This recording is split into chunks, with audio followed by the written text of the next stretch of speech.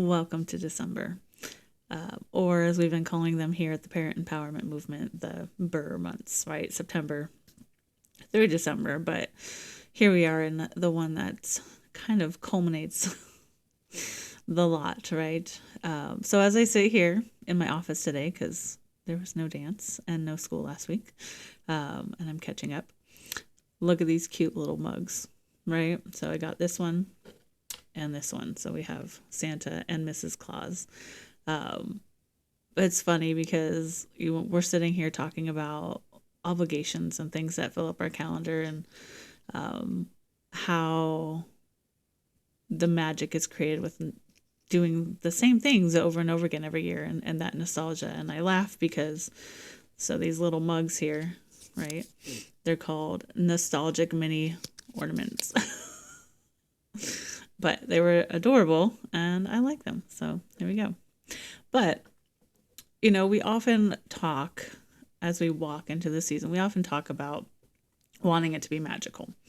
But we end up just trying to survive it, honestly, right? We want it to be over because we overschedule, we get sick, and we miss out on those joyful moments because as Jenny and I have both said, we don't have enough energy to savor a holiday if we're overstressed by that holiday.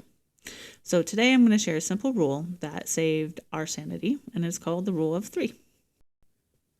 I want you to sit down today and pick 3 things that define holiday for your family. So my list, right, and I bring up one of these things a lot because it's just so much fun and easy and my kids' favorite. But my list, for example, is bake something because I'm a baker and I love to do that and share with friends and family. Seeing Christmas lights because it's simple. It's not around people, so that hits our family's value of kind of not going to too many big events. And then drinking cocoa. That's number 3. So cocoa's the one, right? That's my kid brings it up in, July. So there we go. Bake something, Christmas lights, and cocoa.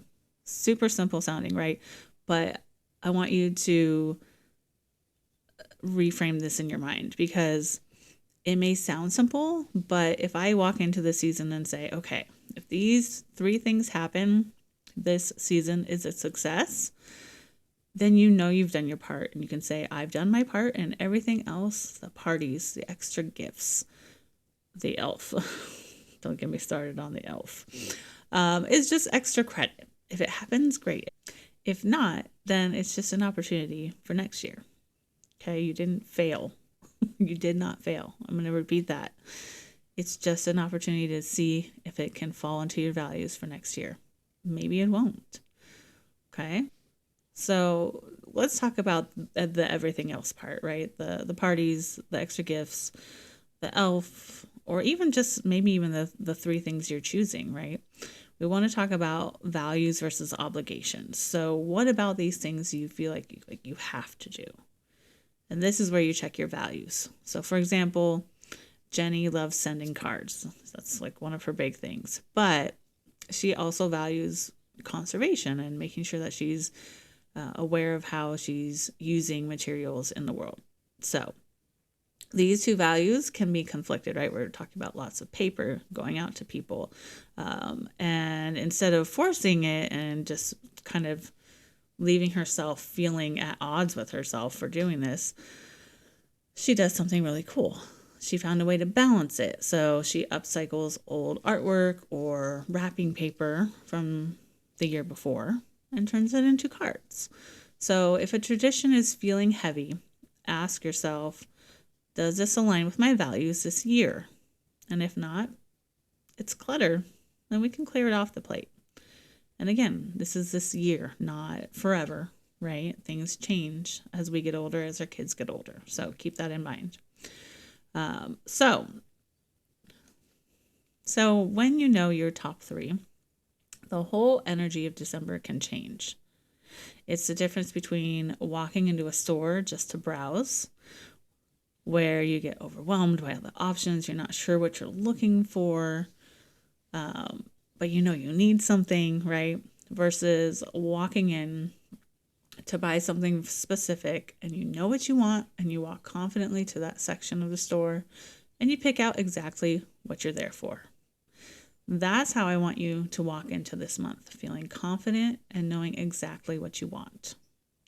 So before the chaos takes over, let's take 5 minutes today to write down your top 3 things and then see if they align with your values.